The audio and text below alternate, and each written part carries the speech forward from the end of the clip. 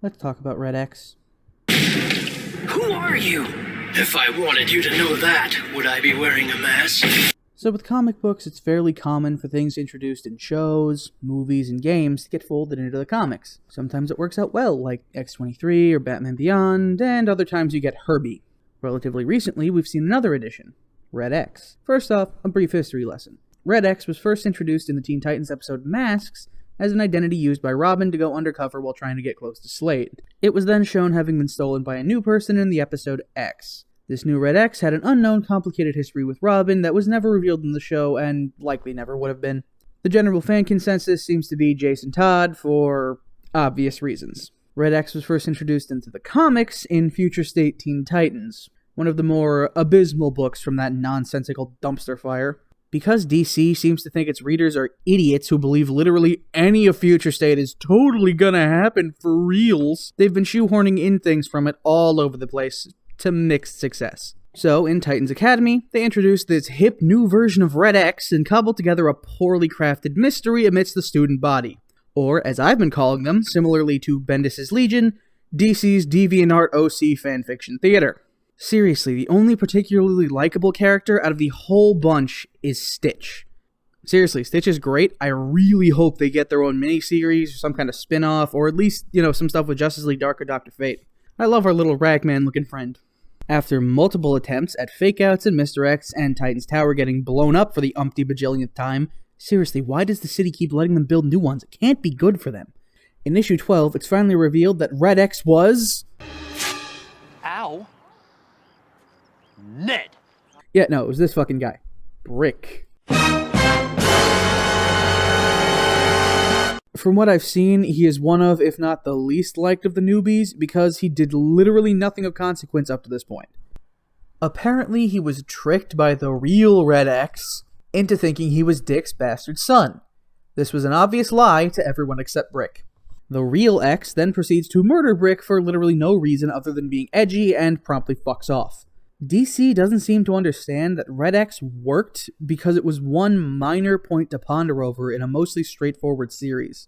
Unlike in the comics, where everything is so jumbled and complicated, it's likely the story will eventually just be dropped and never thought about again after Titans Academy supposedly ends in May. So, just for funsies, let's go over the 6 people I think are the most likely suspects. Before we begin, I want to clarify, I have read many comics, but I am no expert on DC's long, stupid history. So, if I miss anything or make any mistakes, please be so kind as to inform me. I want to learn.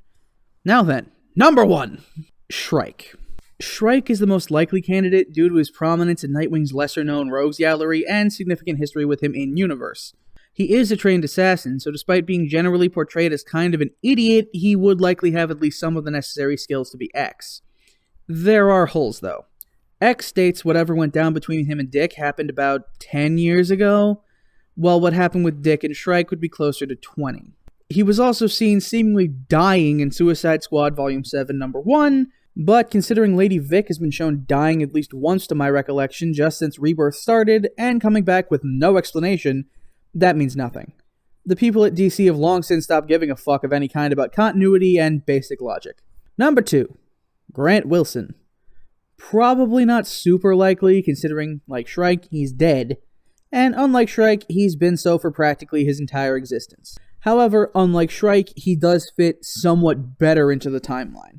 Dick is realistically somewhere between 25 and 28, and Grant's death would have happened around the time Dick was 18 to 20 since he initially left the Titans to go to college. Not the cleanest fit, but better than most. However, the Robin Annual showed that someone had used one of his safe houses and taken equipment, and the most recent issue at the time of this recording seemed to imply he may actually be Respawn, aka Deadpool knockoff number 5,082,000,082. If that is the case, then it's even more unlikely since Titans Academy is seemingly running parallel to Robin. Time will tell. Number 3, Mr. Twister. The least likely of the ones that would make any kind of sense. For those who don't know, Mr. Twister is technically the first villain the Titans ever fought. While the first canon use of the name Teen Titans is from Brave and the Bold number 60, the backdoor pilot in issue 54 is regarded as part of their history.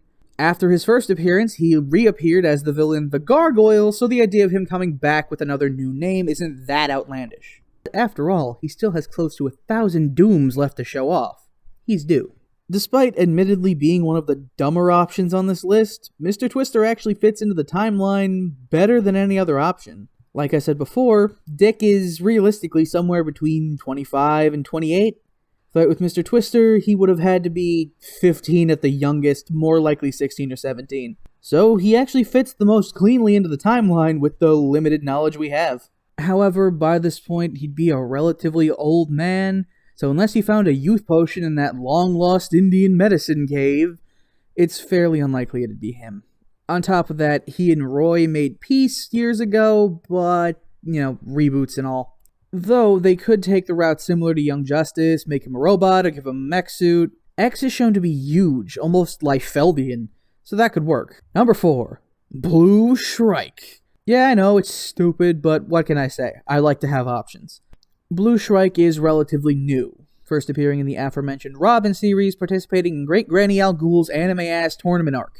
He openly states he has beef with Nightwing because he kicked his brother's ass so many times, and is presumably trained by the same people, so he's got motive and some means. But he was seemingly killed by the Lazarus Demon in Robin number 9, so who knows. Number 5, someone somehow related to Tony Zuko.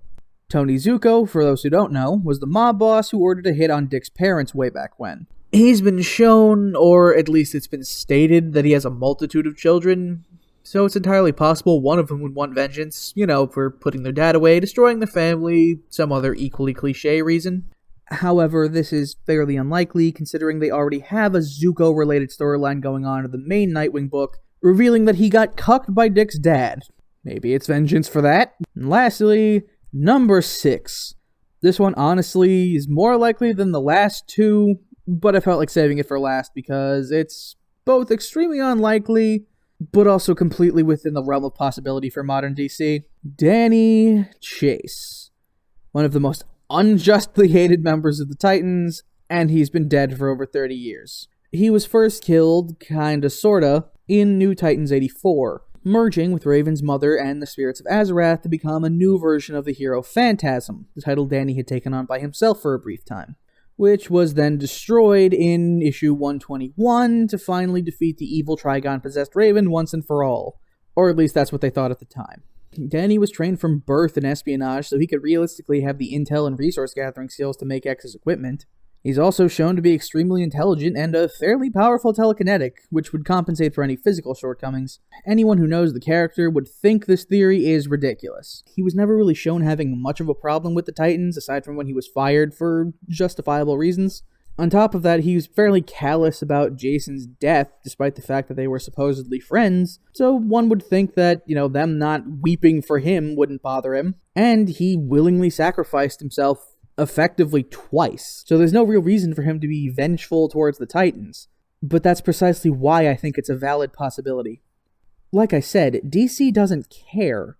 It is entirely likely that the people at DC would look at that and say, fuck it, and just do whatever they want with him. Especially since he isn't a particularly well-liked character, so they can realistically get away with it with minimal fan backlash. They can even validate it with the fact that so many Titans have both come back from the dead at times, and have turned evil at times. It's not that far outside the realm of possibility, no matter how absolutely stupid it would be. That's it. Those are my 6 most likely options for who this new Red X is, if we ever find out, which, don't keep your fingers crossed. While I deeply enjoy bashing bad work, I respect the time and effort creators put into it. So going into this, I had a plan that when I shit on a creator's work, I'd suggest some of their good work as a counterbalance, except Tim Sheridan hasn't really done much. Comic-wise, all he's got is Titans Academy, the Shazam tie-in, which was okay, I guess, and the Future State books that are the reason they exist to begin with, and as I said, are pretty bad. Plus, there's a smattering of animated works, mostly from DC. The Long Halloween adaptations and Superman Man of Tomorrow are pretty good. Scooby-Doo and the Curse of the 13th Ghost is good. Watch it wherever it's available. I don't know. This did not go as planned. Okay, bye! Catch you later.